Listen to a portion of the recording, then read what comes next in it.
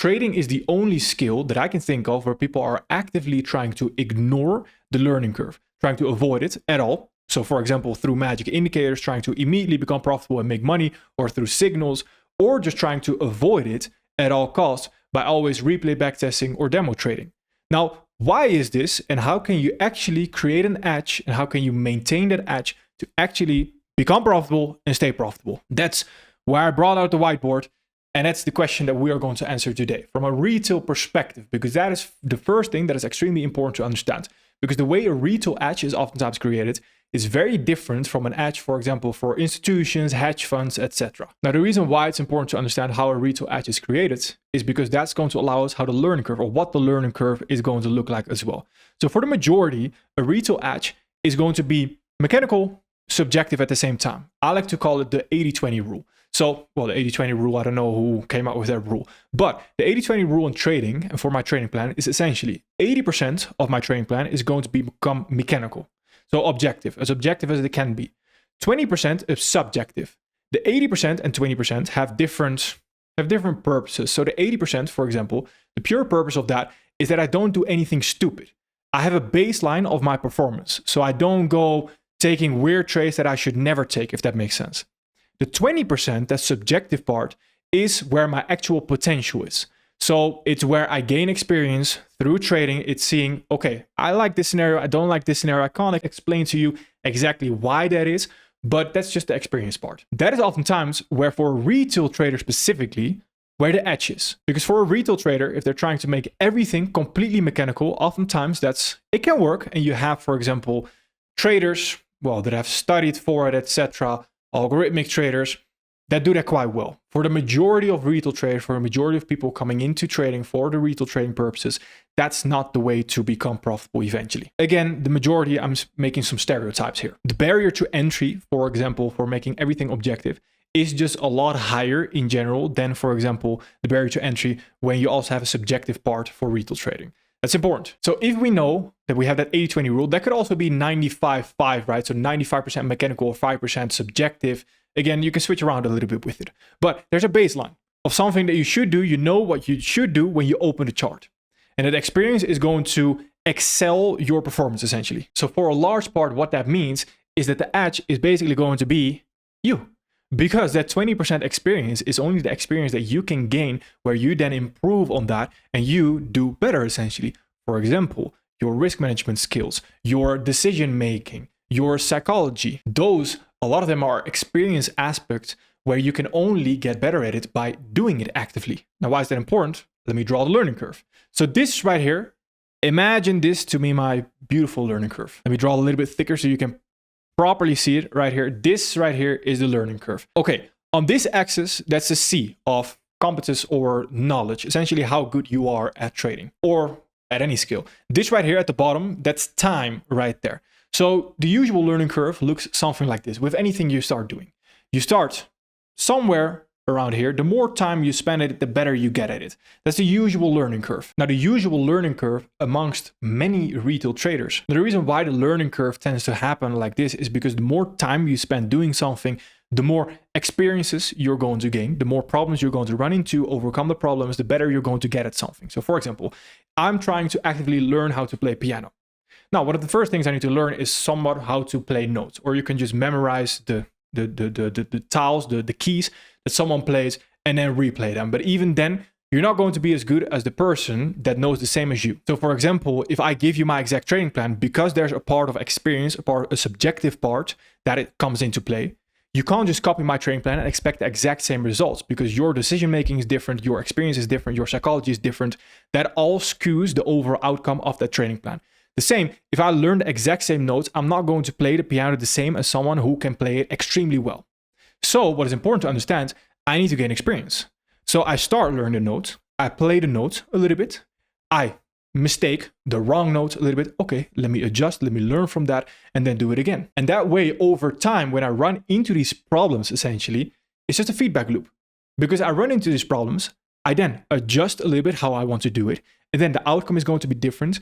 And then over time, you become better and better and better. Now, why is this important to understand? Because that leads to the usual learning curve. But the usual learning curve amongst traders is actually a little bit different. So if we remove this learning curve, everyone starts at some level with knowledge, right? But then the usual learning curve in trading is, okay, you run into problems and you stop. You just stop. You go do something else. It's the same. For example, if a baby starts or wants to learn how to walk, right? And then eventually they stand up, they try to learn how to walk. For the first time, a baby is just going to fall, right? Some babies fall harder than others, but the baby is just going to fall. Imagine if the baby just falls and just quits. It's a little bit the same what traders do in trading when they're trying to learn trading. This stops working right here, or they don't fully understand it, and they just move on to the next thing. And they do this, and they go over again. And every time they do this, they start back at zero of the learning curve. So when you learn about a certain strategy, when you learn about algorithmic trading, and then all of a sudden you want to go into subjective retail trading, when you learn about fair value gaps, then you want to dive into fair value areas, every time you switch from something to something, like switching from the piano to the guitar, your learning curve starts back at zero. Basically, what you're doing is you're wasting time. Now, on top of that, when things do get difficult in the learning curve right there, what people oftentimes do is they try to skip the learning curve. So this learning curve right here, trading is a skill, right? So on a retail perspective, trading is a skill. Now for institutions, algorithmic, you could argue, yeah, it's still somewhat of a skill, but it's a different type of skill. Because with trading, the real-time decisions that you need to make, oftentimes it's just a skill. Psychology is just a skill. But what is important to understand, with any skill, there's a learning curve.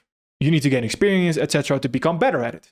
So you can't skip the learning curve. So what most people try to do is through indicators, through these magic concepts that they hope will have all the answers to become profitable. They skip the learning curve. So they start here and they hope to end up here without having all the effort in between right there. So skipping all the effort, that can't work, of course. You can't skip the learning curve from point A to point B without having the experience to back it up. That's where oftentimes people fall into shiny object syndrome. So they find a better YouTuber, they find a better video, a better concept, promising something new. Essentially, this is all a coping mechanism right there, oftentimes for not willing to overcome the problems that they are running into. So again, with the baby analogy, imagine if the baby falls down, that's a problem, right? So they need to overcome that problem to learn how to walk. Imagine if the baby just stops trying to walk. He doesn't want to run into any problems. Trading problems are very good because when you overcome the problems, you become better at something. So then oftentimes, what is the actual solution? The first thing I need you to understand, I always advocate for you want to find the thing that resonates with you in trading. Why? If that might be algorithmic trading, if that might be subjective trading, find the thing that resonates with you. And even in that, you could argue, okay, if it's trading with fair value gaps, if it's trading with fair value areas, if it's trading with completely different concepts, find the thing that resonates with you. Why? Because the thing that resonates with you, that is easy to understand for you, oftentimes is a thing that you are naturally good at, you're naturally gifted at. When you are naturally gifted at something, you can speed up the learning curve. So where the usual learning curve, for example, for, let's say, fair value gap trading, might be something like this right there. The more time you spend at it, the better you get at it because you're doing case studies, etc. Now, for someone who is already naturally gifted at spotting fair value gaps, so they just resonate with fair value gaps. I don't know why, but they just see it. They have a better pattern recognition ability than you might have. If that's the case, then oftentimes they will start here with their knowledge because they already have a head start. So their exponential growth will also be a lot faster. So the amount of time they spend doing the same thing as you, for example, they're just going to be naturally a lot better at it a lot faster. The same way, if you are naturally good at doing things with your feet, football might be exactly the sport for you. If you're naturally good at playing piano, it just resonates with you. You like hearing it, you're just naturally good at it. And oftentimes you will start higher in the learning curve. So the time you spend doing something is just going to excel your learning a lot more. This is why it's important to understand. It's not always about what works for someone else. It's about what works for you. So imagine again, if a Michael Jordan started to copy Larry Bird, the same shooting, the same three-point shooting. Michael Jordan would not have been a Michael Jordan that we know of because he tried to copy Larry Bird, because he did not focus on the thing, for example, athleticism, that he was naturally gifted at. By playing in the exact same way, then you're ignoring oftentimes what you are naturally good at. And because you're ignoring what you are naturally good at, it might take you twice or 10 times as long to achieve the same results as the person who is naturally good at the thing that you are trying to copy. So when we first realize what is the thing that you are naturally good at, then we have a starting point. Okay, that starting point might be right there. Perfect. Now, what is going to happen if we want to eventually become profitable and find an edge? So at first, we want to, again, when we think of that 80-20 rule, we want to build out that 80% part. So 80%, when you find the concept that resonates with you, that's going to be your foundational concept. So everything that you do around that wants to be about that concept. So for example, if you're trading with fair value gaps, then that is the foundational concept because that resonates with you. Okay, then around that, you're going to build a trading plan. I'm always going to trade the first fair value gap on the 4 hour, for example. Just a random example. But when you have that mechanical part right there, that's a very, maybe there's not even an edge there, but it's a very rough edge. And again, that's a very simple example, maybe a little bit oversimplified. But the point is you find a foundational concept, okay, you create somewhat of a mechanical trading plan around that, at least an idea of what you are doing. Oftentimes what I refer to is for retail trading, you want to have 5 components, which you ideally want to have somewhat mechanical. The first one is the buy. So you need to figure out if we are going to continue higher or continue lower. The foundational concept will help you to understand that. Number 2 is the narrative. So for example, if we are going to continue lower, what are we going to continue lower from? How are we going to do that? The context area is the third one. The context area is going to determine where you are eventually going to take your trade. So where on the lower time frame your entry confirmation is actually going to work. Then the fourth one is your entry, so the entry confirmation. And all these things can have your foundational concept in it. Number 5 is your risk management. And your risk management can also, again, have that foundational concept within it. Once you have somewhat of an idea of what that mechanical process looks like, you know, at least you're not lost in the chart. Then from that point on, we can then build onto the experience, the 20% part, and get a whole lot better. What you should be careful of is trying to build the wrong learning curve though. Because what a lot of people tend to do is they become very good replay backtesters, or they become very good demo traders. So what they're doing is they're building their learning curve based on something they're not trying to achieve. Are you trying to realistically become a good demo trader? Well, you could actually make the argument that nowadays with prop firms, you're arguably trading on demo as well. So it's quite similar, but still there's real money on the line, right? When you're buying a prop firm challenge.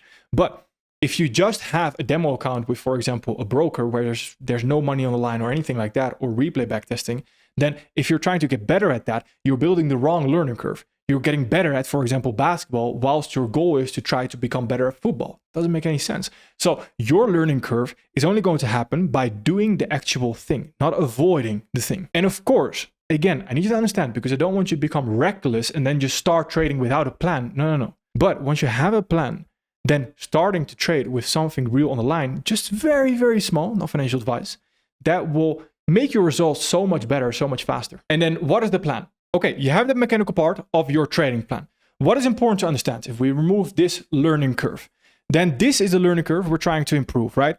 Now, sooner or later, probably with your first trade already, you're going to run into problems. For example, one large problem a lot of traders run into, I don't know when to go break even. So when your trade runs into profit, you don't really know what to do at that moment in time. Okay, that's a problem. Now it just becomes about trial and error, a feedback loop consistently. But I need you to understand, a feedback loop and trial and error, so the way you can gain experience, is only by recognizing your own problems and not by copying someone else's problems. So oftentimes, and social media is filled with this, you could argue, I'm also a problem with that. So I'm trying to make you aware as much as possible. But what is important is that when you see someone else's strategy or someone else's concepts, it's oftentimes the experience that they gained that they share with you. So they also had a problem. That's why, for example, an area of opportunity, a concept that I like, that's a problem that I had. Now that problem, I found a solution to it. That solution right there is the area of opportunity. And I share that solution and I say, well, I shared basically my story. Oh, this is something I ran into. I found a solution right here. This is interesting. But for you, if you are not running into the exact same problem, it might be a solution to a problem that you don't have. And that's a very big problem that a lot of retail traders go through, because social media is filled with it. So social media is filled with people sharing different experiences, different concepts, different strategies, and different solutions to certain problems that they specifically had. But oftentimes, for example, when you start off trading, you might hear about, okay, you need to avoid news trading, you need to avoid trading ahead of the big 3 news events. Now, in general, it's because of volatility, etc. But the day before might also be a consolidation. For some people, that is true. And people share that solution because they had that problem. They recognized, hey, trading before a big 3 event actually led to more consolidations, led to more losses in my trading plan. But for you, with a very basic mechanical trading plan at this moment in time, that might not be a problem that you're running into. So if you start to implement that solution, then you're implementing a solution to a problem that you never had. And that leads to skewing your edge and creating all these different things that will never work, because you're implementing someone else's solution to a problem that you never had and never identified in the first place. So the first thing that you want to do is you want to identify your problems, not someone else's problems, your problems. Now, where a video could then be useful, or for example, why mentorships even exist in the first place, is because you might have very similar problems. So then someone else can help you with a certain solution, if that makes sense. But if you're just going around watching every video, implementing everything, it doesn't work like that. So the first thing, find your problems.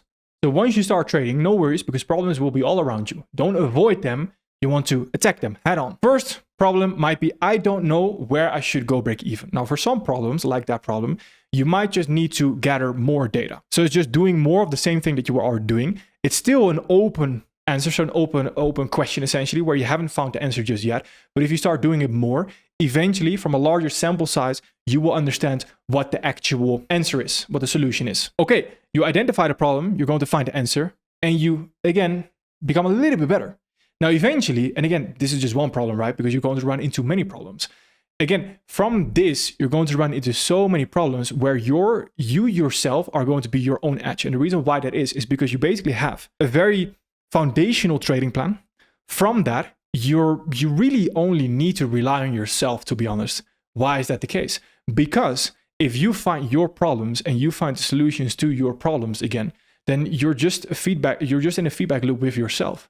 So for example, okay, I personally had a problem, for example, early 2025, where I was changing my trading plan a little bit and I was missing a lot of trades. And every single month, I was just doing my journal, essentially, my routine. And I just came to the conclusion I was missing all these trades. And I thought, okay, I should just focus more, right? I just need to focus a little bit harder on the chart. I don't know, use my eyes more. Doesn't make any sense. But what is important right there is that is not the solution. The solution was I didn't know exactly what I was waiting for. That's the solution to the problem that I had. And then from that trading plan that I had a specific problem for myself. From that, I start to implement a solution where I start to define the rules a lot more on what I'm waiting for, based on the previous trades that I have been missing and that I have been taking. Now, from that, I then created an area of opportunity. But I didn't need anyone, right? So I found my own problem, found my own solution to that problem based on the problem that I had, right? So that's just your own feedback loop, if that makes sense. And then you sort of create your own unique edge. That's why all the edges, they might be similar, but they're all going to be unique because the experience and the solutions that you implement are going to be quite unique. So everyone, it might look similar, but it's going to be super unique. And from that, now you gain some more experience. You become better. And for example, now you start to realize it's December. Okay, I see all these opportunities pass me by on different instruments that I'm not actually looking at. But on an ES and NASDAQ, for example, there might not be any opportunities. Okay, well, I see them on gold and silver where exact opportunities are. It might be time, because that's a problem. It might be time to now eventually implement, oh, I might also look at gold and silver to then become better again. And then when you start doing that, you become better and better and better. And these problems will always occur.